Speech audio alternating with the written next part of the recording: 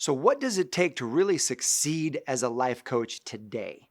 I'm going to share with you 5 deeper principles that I've discovered over the last 10 years of watching thousands of coaches build their coaching career. Check it out.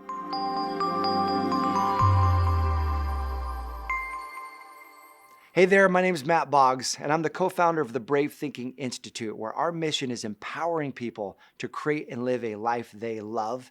So if you like this video, click the subscribe button and click this little bell, because every week we bring you videos to empower you. And today we're talking about what it takes to be successful as a life coach. And it's really tempting, especially in today's day and age, to focus on surface level tactics. You see it being advertised all the time online, or people talking about this, training on this, surface level tactics like how big is your following, increase your social media, what is your funnel like, how big is your list, make sure that you have all these things dialed in. And while those business practices are important and there is a time and a place for those, quite frankly, the most successful coaches that I've seen launch their coaching businesses over the last decade haven't focused on those surface level tactics. And in fact, they are really good at these 5 things, and they continually stay good at these 5 principles. And if you've got these 5 principles, then you can do the rest. You can put everything else together to thrive as a life coach. And so let's dive in. Principle number 1 is you're willing to befriend your fear. Now, this is huge because as a coach, this is exactly what you're going to be helping other people do. And the more you're able to live the principles you teach, the better coach you're able to be. Because guess what? As you step out to do things you've never done before, as you step out of your own comfort zone, fear is going to raise its ugly head, is going to try to scratch and claw and hold you back. But your own ability to navigate your fear, befriend that fear, and move forward anyway is what separates coaches who never launch their coaching business, who never do anything big, who never make their impact, and those who make a tremendous impact in the lives of others. And part of managing that fear is the very first step of managing that voice of doubt that says, who are you to launch a coaching business? Who's ever going to listen to you? You're not famous. You don't have a big list. You don't have a big following. Who are you to do anything special? Your life isn't perfect. Look at your friends and family. When you tell them you're going to be a life coach, they're going to laugh at you. All of those voices of doubt and fear, guess what? Everybody has those voices before they launch. Nobody is famous before they've got a big name. You think about Wayne Dyers, you think about Bob Proctor's, you think about famous authors, they all started at the same place at the beginning. And so every great coach has learned to navigate that voice of doubt and overcome fear as they've built their coaching business. Principle number 2 is you must be willing to let go of the Lone Ranger syndrome. The Lone Ranger syndrome is that voice that says you can do it all on your own. And in fact, you shouldn't get help from other people, because if you do, then you don't really earn it yourself.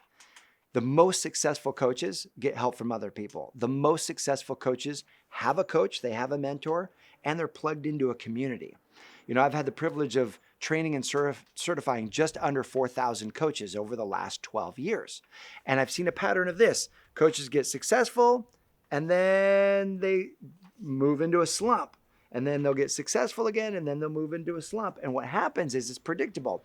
When they get successful, the temptation is to disconnect. They stop connecting to their community. They stop asking for help. They stop getting their mentorship.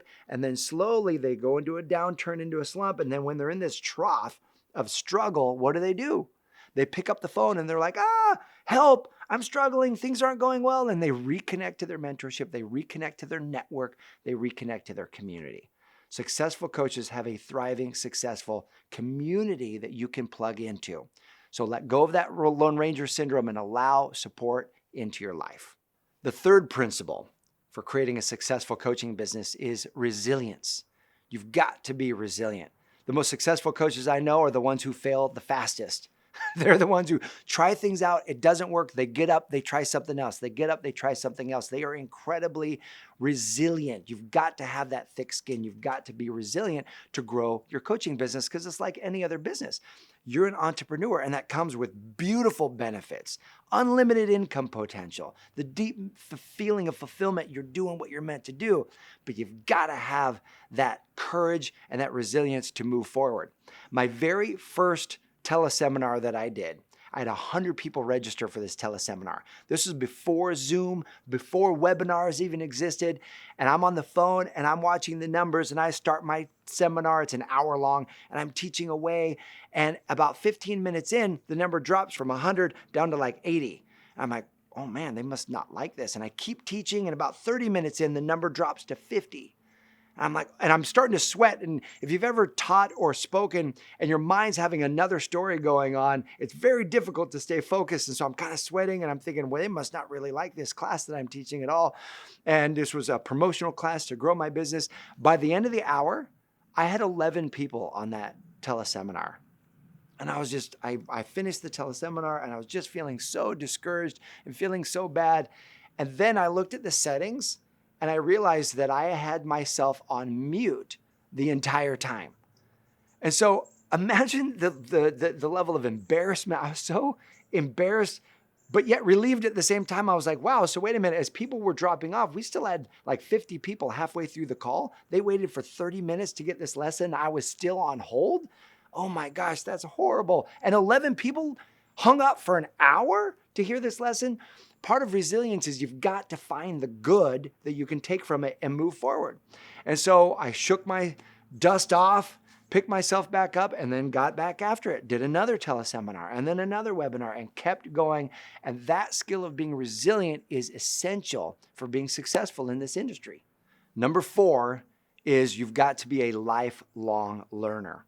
One of the things that I deeply respect about my mom, Mary Morrissey, who is the founder of the Brave Thinking Institute, is she's constantly learning. She's constantly willing to do the new thing to help connect to her audience, to connect to you, to help serve you and impact you. And I just find that so inspiring.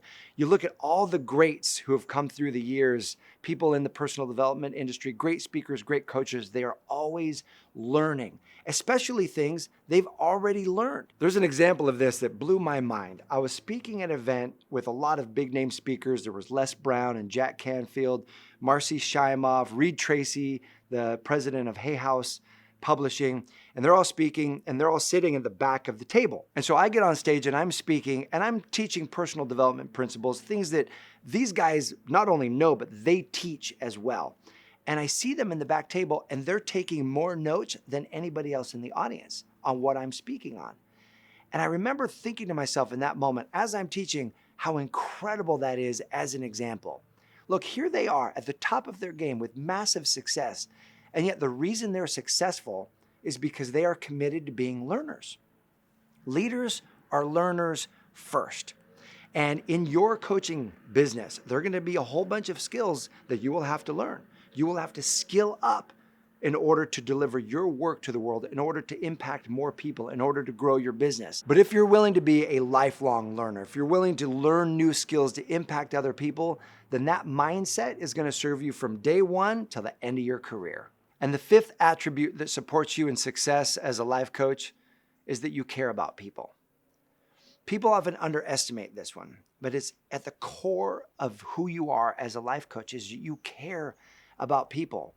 You want them to grow, you want them to succeed, and you believe that their circumstances, whatever they're facing, are no match for the power breathing them, for the spirit that indwells them. This is huge because when you're faced with a challenge, when you're faced with a struggle, when things aren't going right, it's your caring for people, your willingness to show up for them that helps you get out of bed in the morning, that helps you be resilient, that helps you dust off those knees when you've had a failure, that helps you rise up over the challenges that you're facing. And as a guiding principle for your business, when you're making decisions that say, what's good for my clients?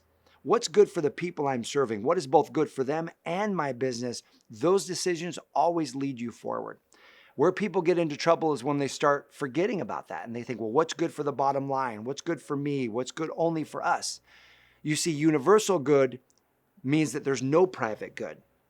What's good for you will also be good for your clients. So when you lead with caring, when you lead with love for your clients, they're going to feel that.